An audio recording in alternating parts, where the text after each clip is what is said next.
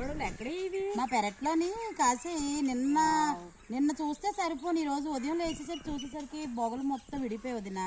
అందులో ఈ రోజు సోమవారం ఒకటి అన్వితో పర్వాలేదు, సోమవారం అయినా సరే కదా.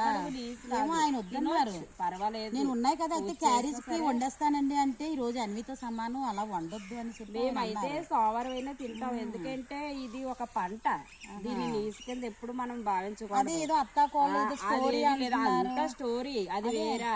అది ఏంటంటే ఇప్పుడు ఇన్నాళ్ళు ఎప్పుడు వచ్చేవి? ఫస్ట్ లో దసరాకి మాసంలోనే వచ్చేవి. ఇప్పుడు ఈ టైంలో వస్తున్నాయి ఇవి. అలా ఏం లేదు, నీచు కాదు. ఇది ఒక పంట. పంట ప్రతిదాన్ని కూడా మనం తినాలి. విడిపోయి పక్కన పడేసి ఇవి కాళ్ళలో పర్వాలేదు అంటే ఇవి చూసుకోవాలి. ఏమైనా పురుగుంటే వదిలేసి. మీ అన్నయ్య ఏమో వద్దని చెప్పేశారు, నేను ఇంకా పక్కన పడేసాను, నువ్వు వచ్చావు కదా అని చూపిస్తున్నాను. లేదు పర్వాలేదు, నేను చాలా సర్ప్రైజ్ అయ్యాను తెలుసు. అలా విడిచిపోయి ఉన్నాను లెగిసేసరికి. దొరకదు కదా ఇది, పుట్టగొడగన్నది నిన్న దొరకదు కదా.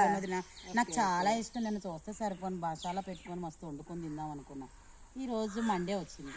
సర్లే వదిన, మీరు వండుకొని తినేయండి. మేము తింటాం, పర్వాలేదు. సరే వదిన, బాయ్ వదిన.